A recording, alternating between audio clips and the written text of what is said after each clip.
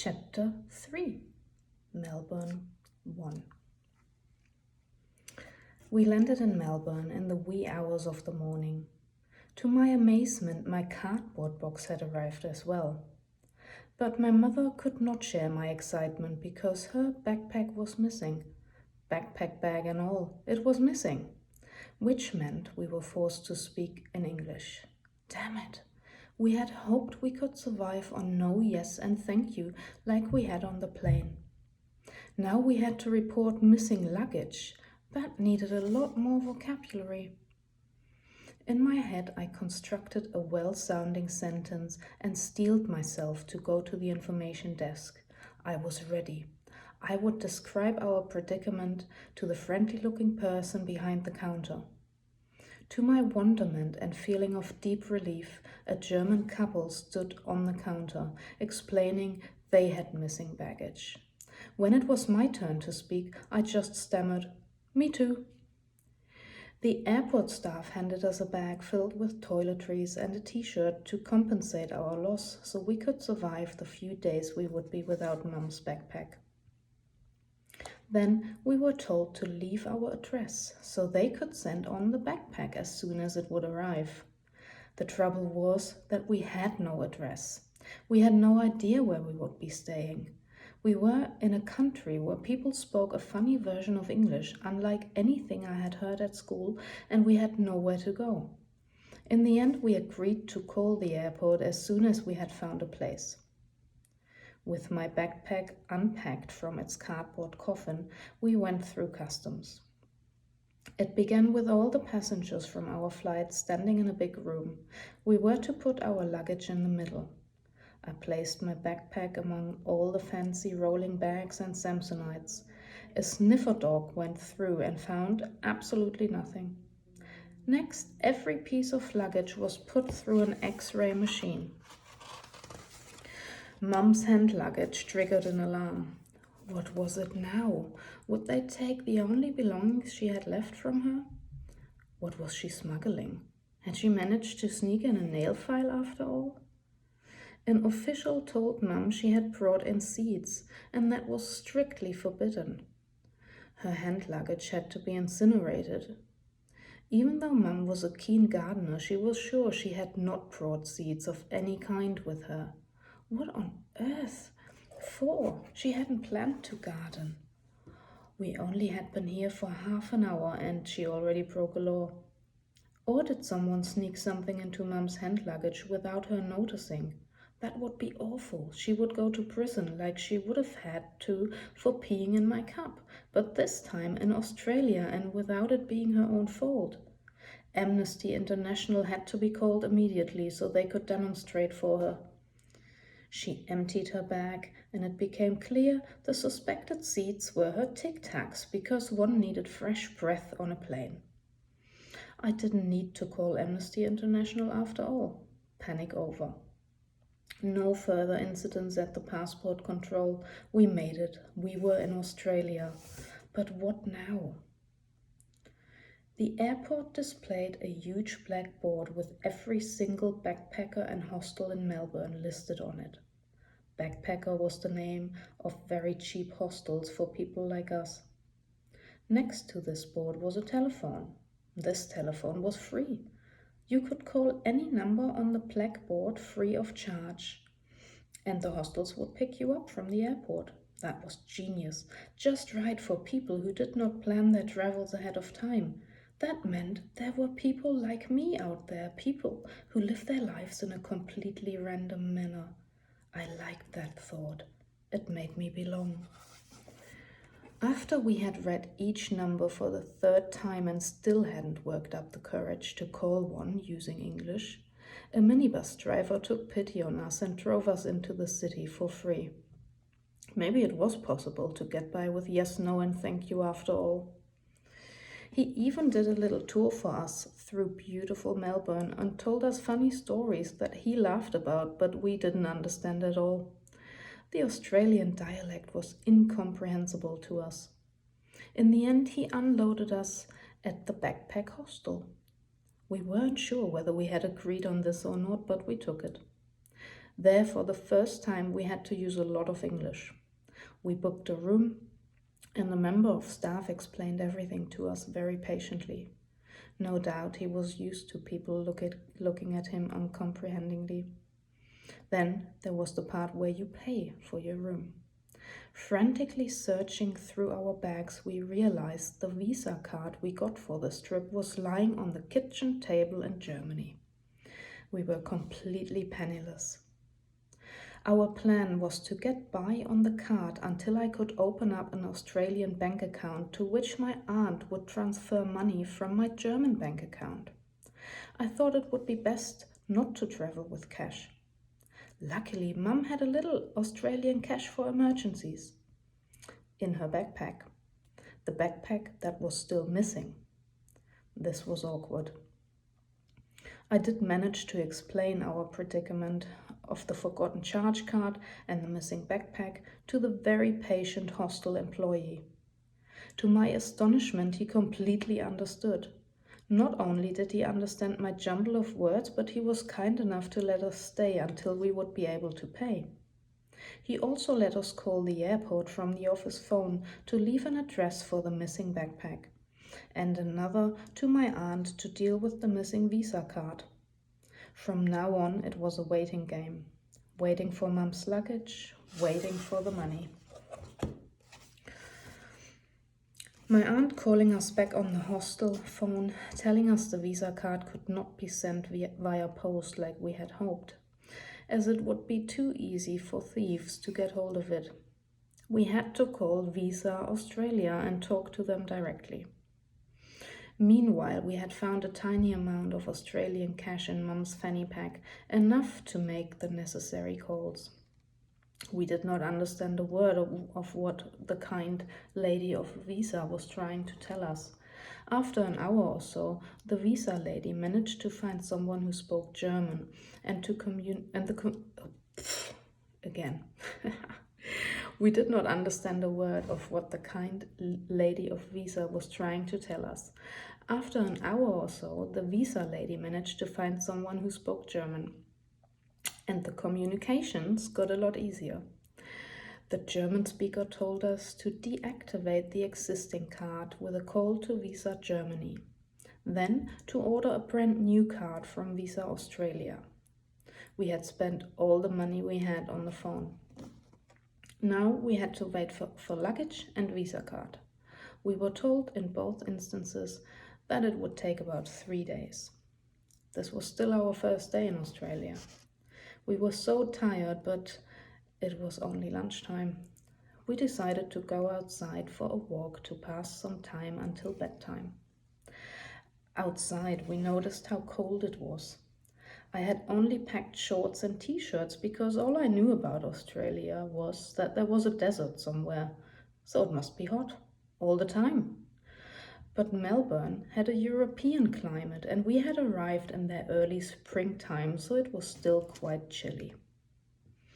It was way too cold to stay outside for long. We went to bed in our 6-bed dorm around 6 p.m. We were just drifting off to sleep we so longed for, when a bunch of kids ran into the room. Obviously the occupants of the 4 remaining beds. They were so shocked to see other people in what must have been their room for a while, by the look of the mess around us, that they ran out again and disappeared. I was too tired to feel insulted. These kids dared to complain to someone that we were in their room. So a hostel employee woke us from our slumber to move us from the room with a 6 bed to a room with 8 beds. Too tired to complain, I crashed on the first bed that looked unoccupied. A not very restful sleep followed. As fast as I fell asleep, I woke up again. At 5 a.m. I was already showered and sitting in the common room watching people returning from what must have been a night of parties and drinks. I was just waiting for the free breakfast that was included in the rent of the room. But before I ate, I decided to take a shower. The showers were quite amusing to a German used to tiled bathrooms with all porcelain fixtures. I had never seen showers that must have been produced by Tupperware, made entirely from plastic. The bathroom was one gigantic hall. Within this hall was a pedestal built of wood. It looked a bit like a crossbreed between scaffolding and a porch. On top of this wooden structure stood 15 plastic cubicles. They looked like a bigger version of Tupperware containers. You stepped inside the cubicle through a plastic door, and once inside, you were surrounded by plastic. Floor, ceiling, walls, everything was plastic, even the shower head. I was sure if I died in there, I would keep fresh for quite a while. On the positive side, and probably by accident, these completely airtight containers were nice and warm once you got the shower going. The trouble was that all showers were on timers because of the water shortage in Australia. Whether you had a full head of shampoo or not, the water would ruthlessly stop. Then you had to step out onto the wooden stage to get dried and dressed as fast as possible, because otherwise you might freeze to the structure. The bathroom windows were basically holes in the wall. There were no window panes, probably to ensure proper ventilation and prevent mold. As a result of the holes in the wall at either end of the room, a cold wind constantly blew through the hole-like bathroom. One wanted to shrink back into the Tupperware shower to keep warm, but how long could you stay in there before you looked suspicious? By 6 a.m. we had eaten the last muesli bar we had found in our hand luggage. Breakfast was still 3 hours away. We hadn't eaten since leaving the plane. We simply forgot with everything that went on, but now we were hungry and breakfast would be our only meal, as we still had no money to pay for anything else. So we would make it a good one. Oh, I will never forget this breakfast we had been gearing each other up for during the stomach rumbling 3 hours of wait.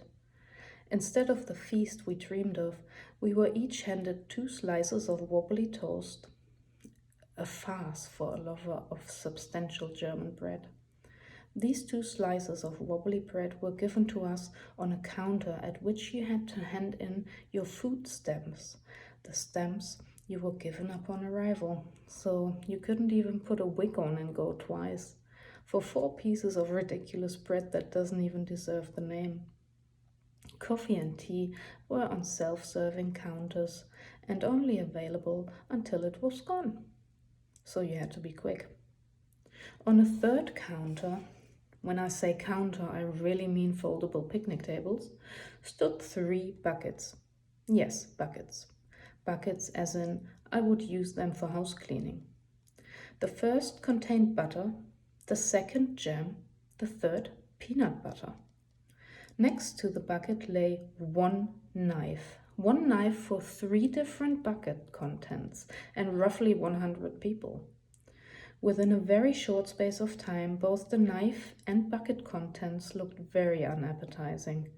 Luckily, we were early enough to avoid the worst of it. The knife was handed from person to person, as if passing the Holy Grail. When it was my turn, I wanted to take full advantage of the meager offerings and decided to put as much of everything on my bread slices as possible. That was a mistake. Never ever put stuff on your valuable slices of bread when you do not know whether you like what is on offer. First of all, the butter was salted.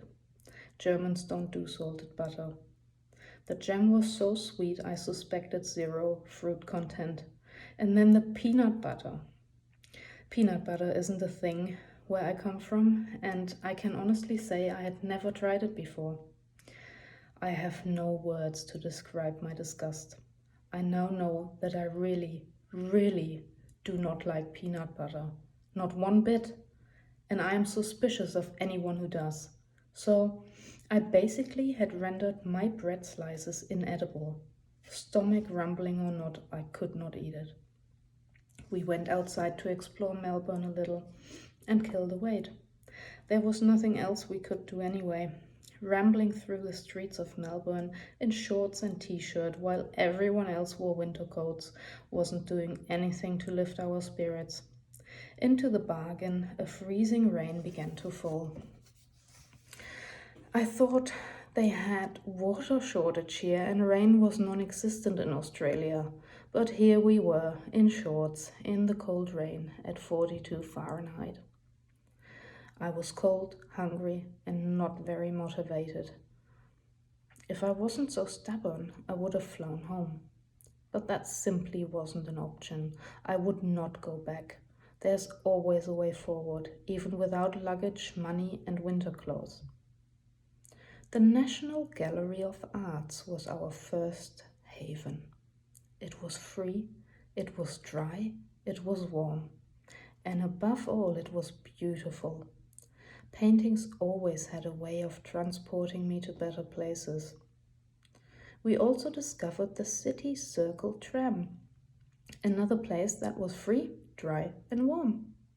For the rest of the day, we sat on the train going in circles past Melbourne's city centre. We tried very hard to keep each other awake. Don't fall asleep. I'm not. You don't fall asleep. When we woke up again, the train had stopped. On day 3 of our Australian adventure, I forced myself to stay in the bunk bed until it was at least light outside. I looked at my watch. 2 a.m., 3 a.m., 4 a.m., 5 a.m. At 6 a.m., I got up. We hoped to receive our luggage and visa card to move into a different place without a draft. I had to sleep on a top bunk right in front of a window that did not shut. I was so nervous of falling out of the 3rd-story window next to my bunk that sleep eluded me, no matter how tired I was. We fantasized about the extensive breakfast we would buy once we had money, and about coats, and about leaving the city behind. Melbourne seemed so hostile to us, even though it wasn't Melbourne's fault that our travels had gone so incredibly wrong so far. We went on more explorations to pass another day. I conjured enough motivation to finally unpack my camera. I am a photo junkie at the best of times, and I'm usually glued to my camera, yet here I was not taking a single picture. We went into St. Paul's Cathedral, and I discovered a beautiful mother of pearl cross that I would be We went into St. Paul's Cathedral, and I discovered a beautiful mother of pearl cross that would be ideal for my grandmother's rosary. She had lost her cross and would love this one. I carried her rosary with me on this journey. She had given it to me for luck. It must have been 50 years old, nothing special, but very loved, a sentimental piece. I had to come back to buy the cross and get it blessed. Walking through the pedestrian zone of Melbourne's inner city, window shopping, we met a German couple from the airport again. The couple who had also lost their luggage, Marie and Sven. They said they had rented a car and would head out of the city tomorrow along the Great Ocean Road to the Grampians. Without thinking, I asked them if we could catch a ride with them should our stuff arrive. We exchanged numbers, and then we went back to our hostel. The visa card had arrived, and so had Mum's backpack. We were elated. We giggled like schoolgirls. Within seconds, we ran out of the hostel door again because across the road was a sandwich shop. It wasn't what we had dreamed of, but it was the shortest distance to food. It was a Subway's. Another new food venture for me. Subway sandwich shops had not arrived in Germany yet, so this was our first exposure to it. The shop was long, tube-like with yellowish-brown wallpaper, befittingly depicting tube maps of various cities. The tables and chairs were green, a vintage kind of atmosphere. Not that I cared at this point. On the back wall was what we came for, the food counter, where all the deliciousness was housed. that would shortly fill our sandwiches and bellies. A young blonde woman started to serve us with the question, "Would you like classic, French, Italian?" What the hell was she talking about? "I want a sandwich," I shouted without really meaning to. "Yes, would you like classic, French, Italian?" And the list went on and on. Why was she so bloody polite to me when I just shouted at her? It dawned on me that she was talking about the bread choices and that she was slightly amused by my not knowing. I went for classic because it was the first on the list and saw myself biting into a plentifully filled sandwich any second now. But how wrong I was. There were more choices to be made, and the ordering turned into a very stressful experience. I had to decide whether I wanted meatballs, different kinds of ham, cheese, vegetables. I wanted everything really, but decided on meatballs. And then you had to decide on trimmings. Would you like tomato, onions, lettuce, cucumber? All of it. What's a cucumber? Her answer was Salatgurke. This person had deceived me for the past 20 minutes of painful decision making. She was German. She could have sped up the process by 10 minutes at least. Didn't she know we were starving, wasting away near death? I was too hungry to shout at her again. Ravenous, we basically inhaled our purchase. It must have been the hunger, but we felt like we had eaten the best sandwiches in the world. Years later, I went into a subway in Germany, based in memories of this glorious day in Melbourne when we received our luggage and visa card, only to be disappointed. I found the sandwiches lacking everything a sandwich should have and never went back again.